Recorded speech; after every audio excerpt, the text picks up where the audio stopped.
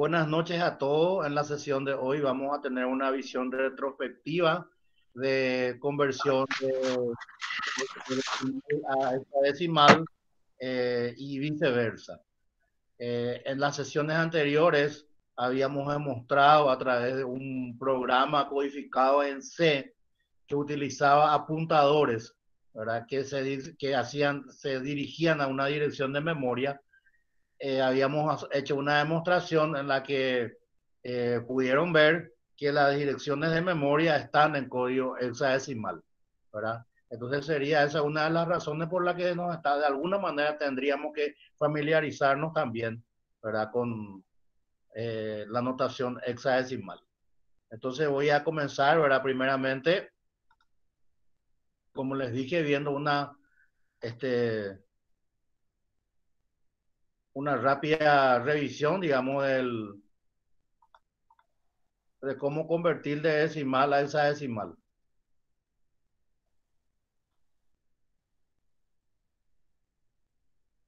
Ahí está. Muy bien. Entonces, para lo primero de lo primero. Conversión de decimal a hexadecimal y viceversa.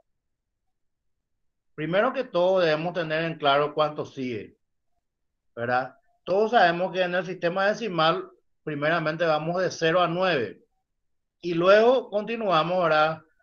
Combinando dígitos, ¿verdad? Agrupando dígitos y pasamos a 10, 11, 12, 13, 14 y 15, ¿verdad?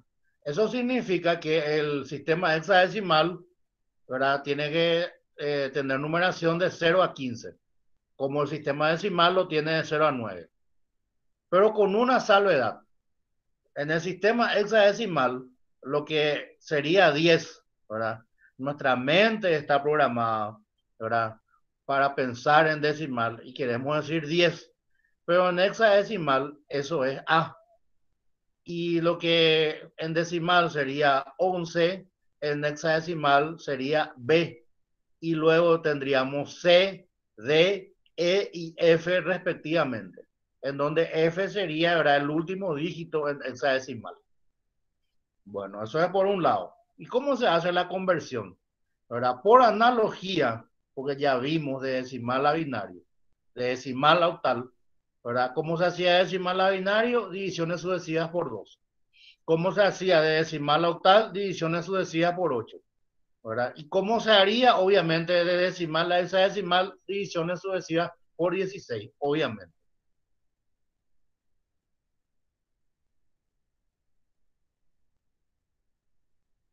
Primer cociente 2607 y primer resto es 4, que tenemos acá. Muy bien. Después tenemos 2607 dividido 16, ¿verdad? Ahí está la manito.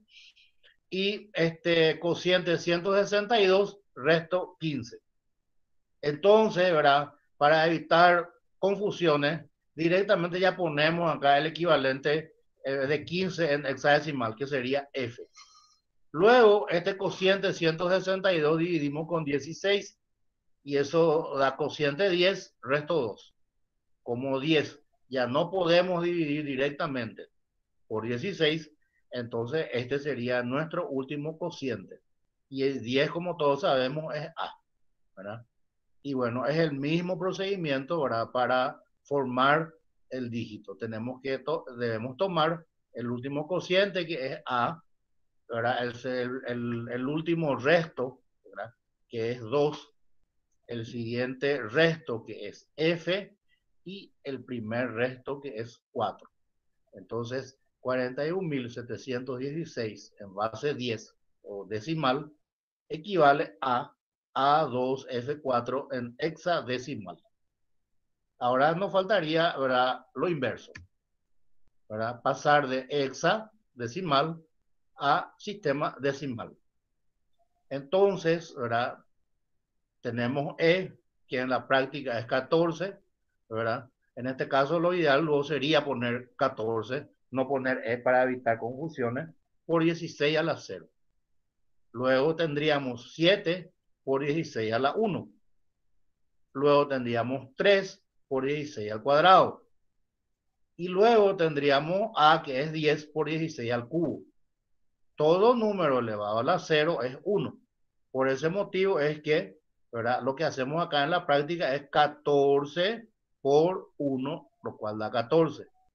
7 por 16 a la 1 da 112. 3 por 16 al cuadrado da 768. Y 10 por 16 al cubo da 40.960. Entonces hacemos la sumatoria de esos números, ¿verdad? Y tenemos que, ¿verdad? ¿Cuánto es el resultado? Y bueno, ahí ya tenemos, ahí ya es visible. Es la sumatoria de todo esto, ¿verdad? Y da 41.854. Entonces, de esta manera, ¿verdad? Tenemos lo que sería la primera parte de la sesión de hoy. Y acto seguido, ¿verdad? Vamos a irnos a la segunda parte. Pero, voy a dejar de presentar, ¿verdad? Dejar de compartir, voy a volver otra vez a nuestra aula virtual por ahí a ver si hay alguien que no me está pidiendo entrada o algo por el estilo. Bueno, aparentemente nadie ya me está pidiendo acceso. Bueno, antes de seguir, ¿verdad? A lo de robótica, si hay alguna consulta que quieren hacer, entonces yo les voy a escuchar. Adelante.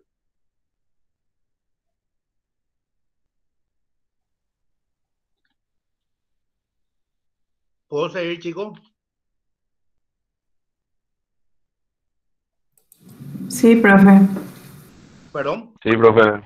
Sí, profe, sí. Genial, genial. Muchas gracias. Ahora ya tengo retorno. Muchas gracias. Muy bien.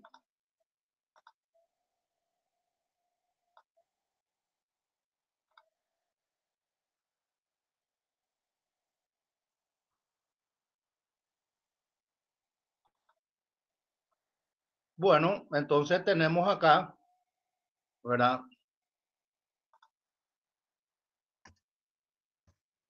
Robótica, ¿verdad? Que no es bien visible por eso que tenemos ahí, ¿verdad? En la parte inferior, ¿verdad? Una imagen, ¿verdad? Y una pequeña introducción, ¿verdad?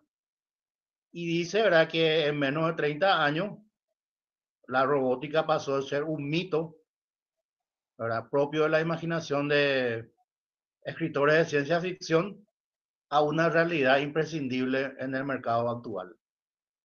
A nivel de robótica, en nuestro mercado tenemos un claro ejemplo, ¿verdad? De automatización industrial, por ejemplo, en la planta de Cervepar, que a decir verdad, ya tiene varios años de funcionamiento. Me refiero a la planta que está en Uparne y que anteriormente estaba en la zona del puerto. Vamos a seguir. Tras los primeros albores tímidos y de incierto futuro, la robótica experimentó entre los 70 y los 80 un notable auge, llegando a estos años a lo que muchos consideran su mayoría de edad, caracterizada por una estabilización de la demanda y una aceptación y reconocimiento pleno en la industria. Bueno, los que están llevando la delantera en robótica, ¿verdad? Son los japoneses. Ellos están completamente obsesionados con el tema de la robótica, ¿verdad? Y un comentario al margen a nivel local, ¿verdad? Nuestra querida Universidad Cono Sur de las Américas, hace 2 o 3 años salió campeón mundial, ¿verdad? En robótica, ¿verdad? Yo no sé si ustedes sabían eso, estaban al tanto de eso, pero ahora, ¿verdad? Les doy esta información al margen. Vamos a seguir.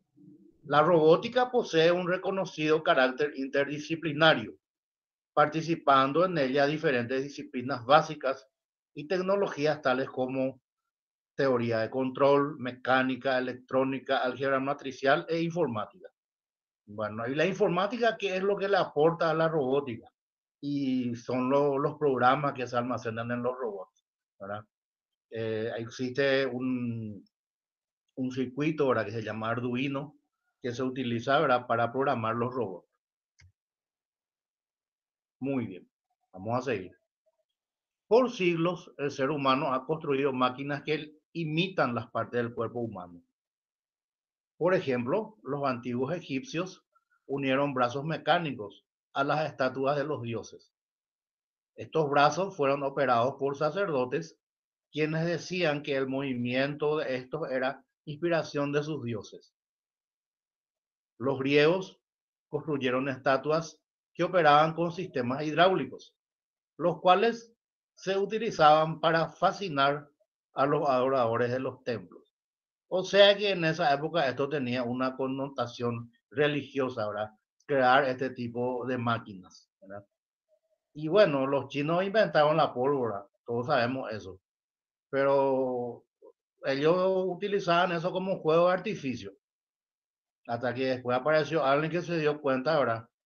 Que por suerte no era chino, ¿verdad? Y bueno, se dio cuenta que la pólvora tenía un poder de fuego impresionante y empezaron a utilizar en las armas de fuego, justamente. Si ellos se hubiesen dado cuenta en ese momento de que la pólvora no servía solo para juego de artificio y le daban otro uso, entonces toditos estaríamos hablando chino mandarín. Así de simple. Durante los siglos XVII y XVIII, en Europa fueron construidos muñecos mecánicos muy ingeniosos que tenían algunas características de robots. Por ejemplo, en 1772, Pierre Jacquet inventó un escritor automático. En 1805, Maillarder construyó una muñeca mecánica que era capaz de hacer dibujos. Muy bien. Y después tenemos otras invenciones, ¿verdad? Por ejemplo, tenemos, ¿verdad?, la hiladora giratoria de Hargreaves, la hiladora mecánica de Crompton, ¿verdad?, el telar mecánico de Cartwright y el telar de Jacquard, ¿verdad? Y vamos a mencionar un poco, ¿verdad?, lo del telar de Jacquard, vamos a detenernos ahí. Cuando uno estudia antecedentes de la informática, ¿verdad?, uno de los a los que se les nombra es justamente a Jacquard, porque él, ¿verdad?, inventó una máquina que funcionaba en base a tarjetas perforadas.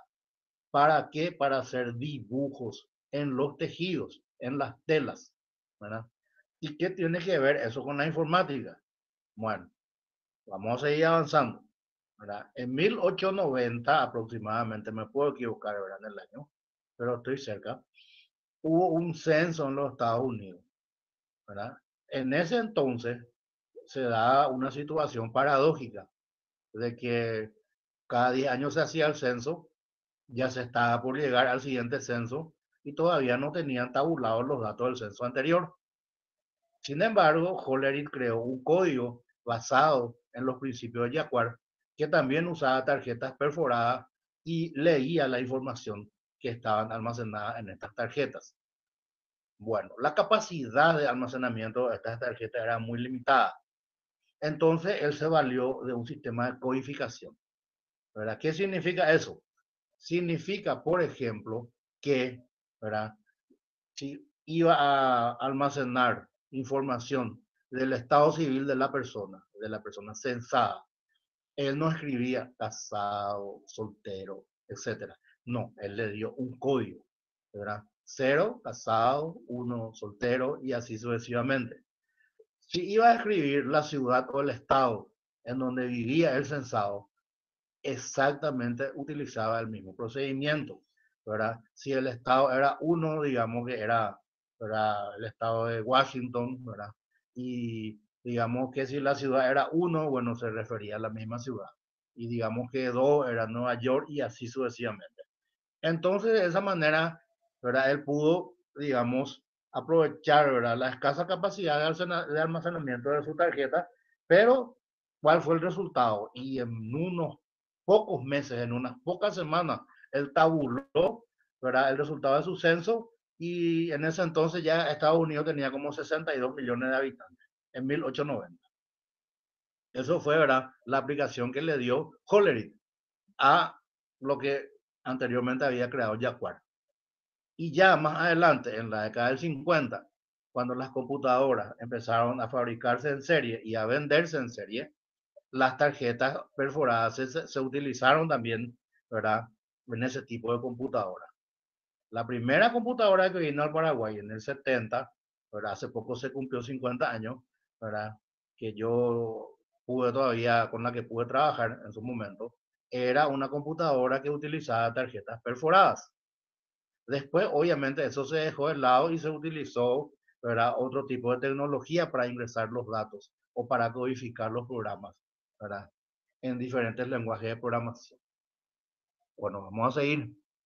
El desarrollo en la tecnología donde se incluyen las poderosas computadoras electrónicas, los actuadores de control retroalimentados, transmisión de potencia a través de engranajes y la tecnología en sensores han contribuido a flexibilizar los mecanismos autómatas para desempeñar tareas dentro de la industria. Los factores que intervienen para que se desarrollen los primeros robots en la década de los 50. La investigación en inteligencia artificial desarrolló maneras de emular el procesamiento de información humana con computadoras electrónicas e inventó una variedad de mecanismos para probar sus teorías. Bueno, se le considera a Alan Turing el precursor de la inteligencia artificial, solamente que él todavía no utilizó, ¿verdad?, esa terminología, porque ese término se acuñó, ¿verdad?, una vez que él murió, ¿verdad? En los primeros años de la década del 50, él murió, ¿verdad?, se suicidó, pero a Turing más se le conoce por haber creado la máquina que descifraba el código alemán en la Segunda Guerra Mundial a través de una máquina que se llamó Enigma. Y la máquina que creó Turing se llamó Colossus.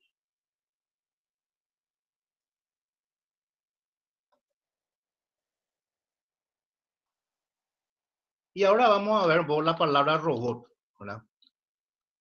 ¿Quién hubiera pensado?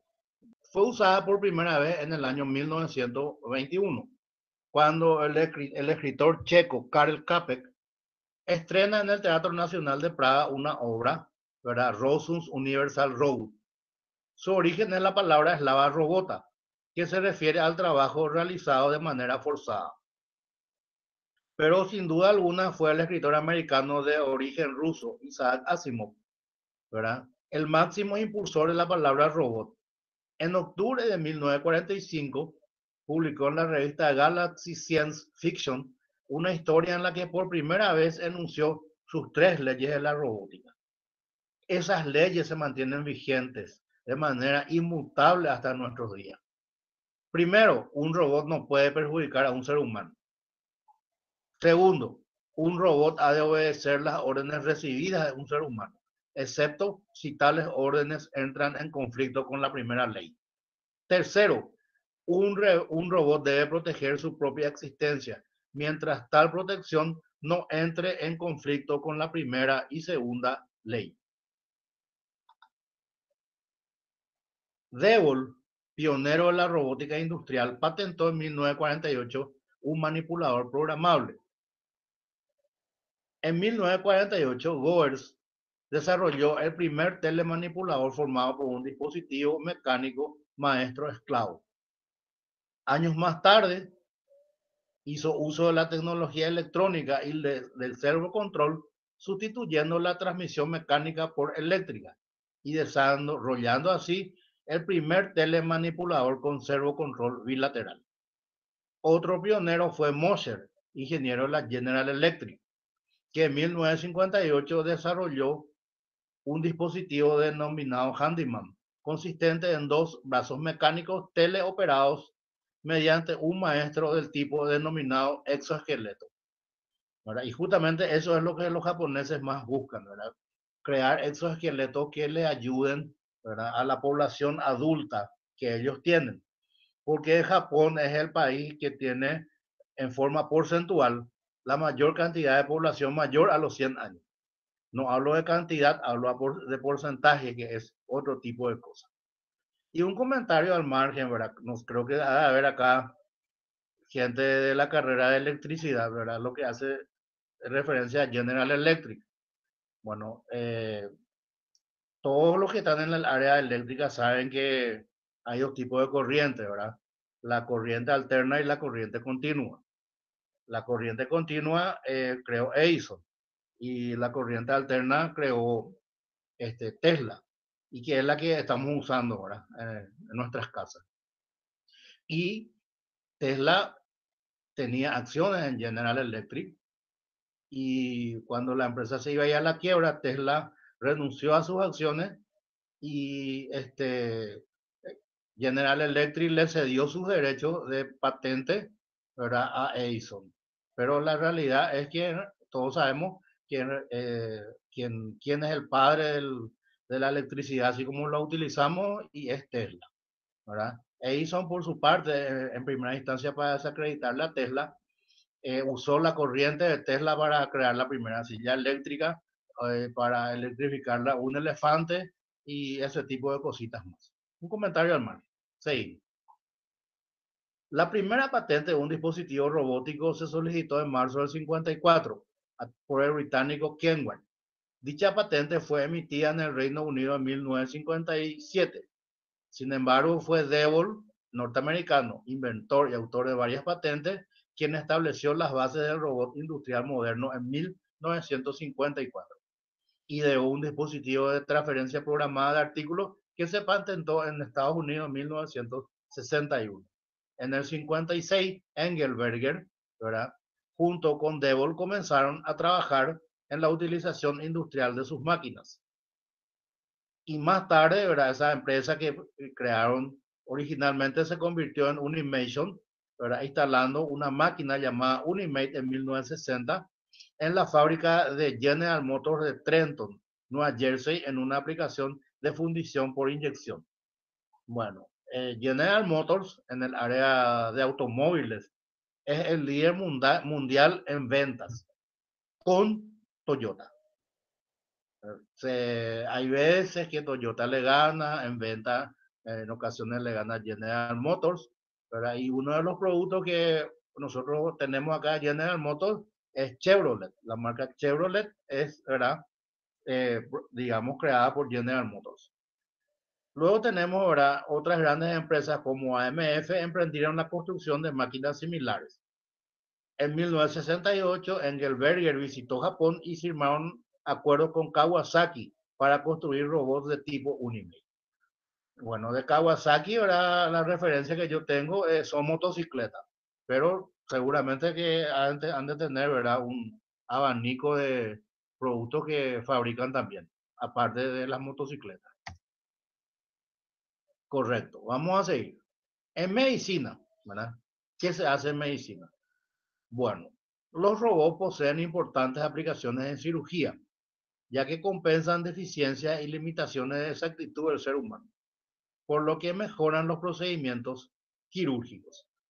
La primera telecirugía se realizó gracias al ingeniero Philip Green en los años 80 y ha habido grandes avances en este campo y se prevén también valiosos descubrimientos para los próximos años, en especial en el área de cirugía urológica, ¿verdad? Entonces, en urología es donde más se está utilizando, ¿verdad?, la robótica. Pero eso, ¿verdad?, es muy relativo, ¿verdad? A medida que vayamos avanzando en el tiempo, ¿verdad?, se va a ir diversificando la aplicación de la robótica en la medicina. Tal vez lo más importante, ¿verdad?, la industria. Algunos ejemplos de operaciones actualmente realizadas por robots, especialmente en la industria automotriz, pueden ser soldadura, taladro, acanalado, rectificado, pulido, cepillado, remachado y pinturas. La industria nuclear se sirve de robots para manejar el material radiactivo mediante una tecnología llamada telequiérica. Entonces tenemos acá, ¿verdad?, dos ejemplos bien concretos de la aplicación de la robótica en la industria automotriz, ¿verdad?, en las plantas nucleares, ¿verdad?, y en muchas otras cosas más, realmente, a nivel industrial. En las Fuerzas Armadas, ¿verdad?, se trabaja constantemente en el desarrollo de prototipos que realicen tareas militares o de exploración que eviten poner en riesgo vidas humanas. Entonces no sería raro que en un futuro no tan lejano, ¿verdad?, las guerras sean peleadas por robots, ¿verdad?, manipulados por seres humanos. No, no estamos muy lejos de eso. En educación, ¿verdad? Bueno, realmente en educación todavía hay bastantes limitaciones del uso de los robots. Pero tenemos el robot Karel que, digamos, es eficaz en el aprendizaje de matemáticas. Y después, ¿verdad? Tenemos, ¿verdad? Un robot que utiliza también una aplicación llamada Logo. Logo es un lenguaje de programación para niños, especialmente diseñado para que los niños aprendan programación. En la exploración espacial, ¿verdad? Bueno, en Marte se enviaron Spirit, Opportunity y Phoenix, ¿verdad? Y también Curiosity, que hasta hace poco estaba funcionando y que funcionó mucho más tiempo de lo que originalmente se previó que lo haría. Vehículos submarinos. Bueno, se utiliza en la inspección y mantenimiento de tuberías que conducen petróleo, gas o aceite. Se usa para mantenimiento en el tendido de cableado, para comunicaciones. Y también, ¿verdad? Se utilizó para descubrir el Titanic, ¿verdad? A través de un submarino no tripulado. Y también, ¿verdad? La recuperación de cajas negras de aviones. Hay veces los aviones caen en zonas muy inhóspitas y bueno, entonces el ser humano no puede llegar ahí y se utiliza este tipo de tecnología. Un comentario al margen, ¿verdad? Con relación a la caja negra de los aviones. En realidad, en la práctica es de color naranja. Así es que no sé por qué le dicen caja negra, pero bueno, un comentario al margen. Ciencia e ingeniería. Se presume que los programas de simulación harán innecesario, llegado el momento, los modelos a escala. El procesamiento estadístico de cantidades de información será cada vez mayor, lo que contribuirá a la planificación y a la toma de decisión. Justamente, ¿verdad? Con relación a simulación, ¿verdad? Yo había leído tiempo atrás un artículo de que un simulador americano había previsto para ese momento que tendríamos 400 muertos a fines de septiembre. Pero en la práctica creo que se duplicó esa cifra, lastimosamente. ¿Qué es lo que limita el desarrollo de la robótica? Primero, la parte económica. Es una disciplina de avanzada que está todavía en desarrollo y sus costos son muy altos, debido a que se necesitan recursos no solo para su construcción. Por ende, hay muchas áreas de investigación relacionadas que también son fuentes de costo y hacen que en la actualidad un sistema robótico sea un producto carísimo y no masificado. Después están las limitaciones tecnológicas.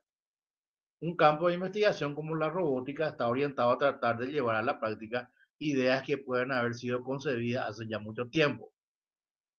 Además del factor recursos, la concreción de dichas ideas dependerá de que se hayan encontrado o desarrollado los medios tecnológicos que lo permitan, que la permitan. Muy bien. La automatización y robótica son los pilares que han hecho posible la consolidación de la industria 4.0. ¿En qué consiste eso? En digitalizar procesos industriales por medio de interacción de la inteligencia artificial con máquinas y la optimización de recursos enfocada en la creación de efectivas metodologías comerciales, además de traer numerosos beneficios para la productividad y eficiencia de los recursos de producción. Los diferentes modelos de automatización industrial que se implementan en la actualidad eliminan el factor subjetivo de las decisiones humanas, consiguiendo menores márgenes de error, procesos más precisos y eficientes, al mismo tiempo que liberan a la mano de obra humana de tareas repetitivas o peligrosas. Justamente cuando Ford empezó a fabricar autos en serie, él lo que hizo es cambió la forma, la cadena de montaje de sus primeros vehículos. ¿Y cómo hizo eso? No había robots cuando eso, todo se hacía, ¿verdad? Toda la tarea hacían seres humanos. Bueno, primeramente, ¿verdad? Cuando ya estaba listo el chasis, había un grupo de gente que se encargaba de colocarle el motor. Y luego eso, ¿verdad? Se traía a donde estaban, ¿verdad? Los que tenían que colocar, por ejemplo, las ruedas. Pero era todo estaba en línea recta y iban avanzando, ¿verdad? Auto por auto, en donde cada empleado hacía siempre exactamente la misma cosa. Entonces, como ellos están haciendo las veces de un robot sin saberlo. Pero con esa mecánica de trabajo, Ford logró prácticamente optimizar, optimizar la producción de vehículos para la época. La automatización hace referencia al proceso en el que una máquina o sistema automatizado es capaz de realizar una actividad sin necesidad de la intervención humana y de tareas de supervisión y guía externa. Hablar de automatización es lo mismo que hablar de robótica industrial, sobre todo en referencia al diseño y empleo de robots para la realización de procesos automáticos y controlados en el ámbito industrial.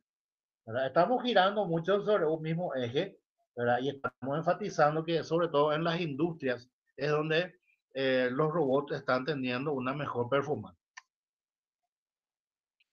Otra de las características por las que la robótica tiene tan buena aceptación y aplicabilidad en las industrias es debido a que son máquinas capaces de realizar diversos tipos de tareas de forma continua, por lo que son claves para el buen funcionamiento de una cadena de montaje sin fricciones.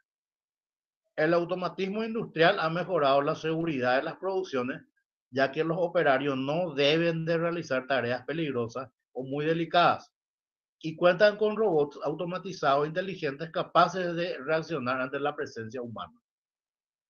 Un análisis que no estamos haciendo en el material es el impacto que tiene la automatización de un proceso industrial en la mano de obra que requiere esa industria.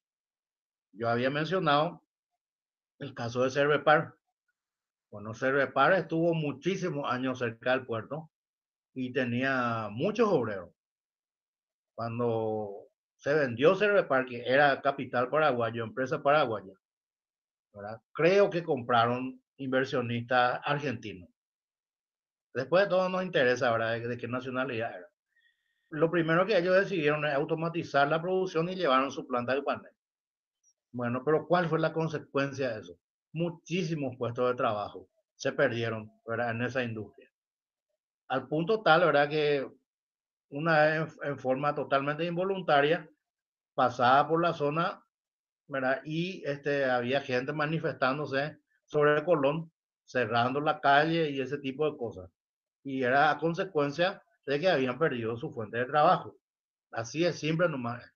Pero, ¿verdad? Como les digo, hacer ese tipo de análisis es más de sociólogo, psicólogo y ese tipo de cosas, ¿verdad? Nosotros estamos, ¿verdad? En otro lado de los conocimientos.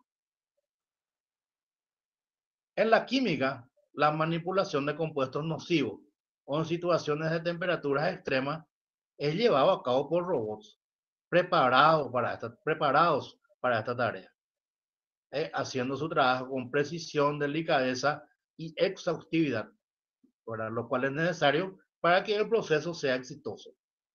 En logística, los robots pueden mover cargas pesadas de forma segura, así como también contar con funcionalidades que les permita reconocer referencias o tipos de productos para realizar tareas de embalaje, almacenamiento, etc. Ahora vamos a ver las ventajas.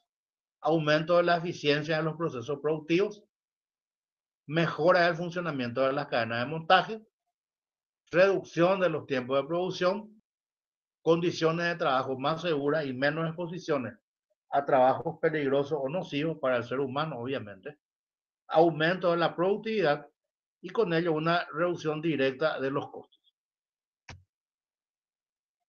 Y vamos a ver los tipos de automatización industrial, ¿verdad? Uno es automatización fija, ¿verdad? En este tipo de sistema podemos decir, ¿verdad? Que está limitado en algunos aspectos, pues el robot está programado para realizar una tarea de forma consecutiva.